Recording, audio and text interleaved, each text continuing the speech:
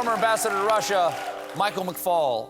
Okay, let's talk about what the end game of this war is. Not that I'm asking you to predict the future, but let's just start with one simple thing: is that does Putin, if it really is he's the man motivating all of this, what are his weak points? What are things that could get to him?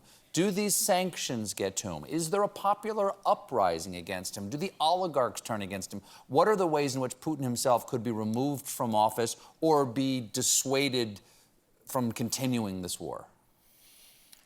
You're right. I'm not good at predicting the future. Political scientists aren't very good at that. By the way, I worked 5 years in the government. The CIA is not very good at it either.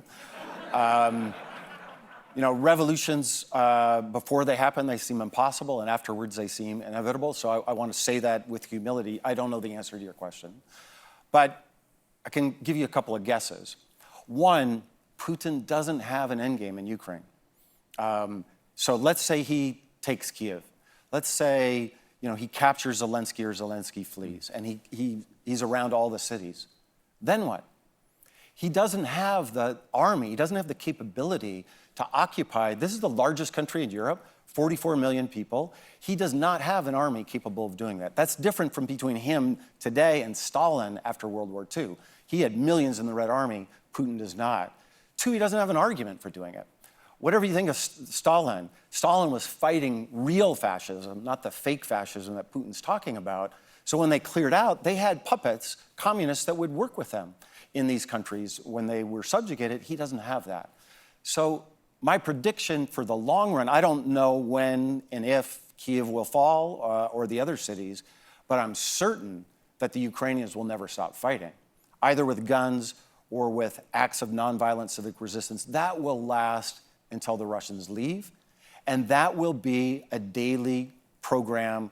You know, sons will die, they'll be coming back in body bags for months or years, and that will begin to undermine the war at home, plus the sanctions. You know, Putin's turning Russia into North Korea right now. I mean, literally North Korea. They're cut off, he's trying to cut the borders, he's even talking about cutting the internet. And you reported on all the companies that have left. Over time, that feeling like we're a pariah state will begin to haunt him. And I think there will be growing opposition, both within the elite and within society. And I look particularly within the circle around him, looking for defections, right? Like the head of the central bank, right? That's somebody I know personally. I can't believe she supports this war.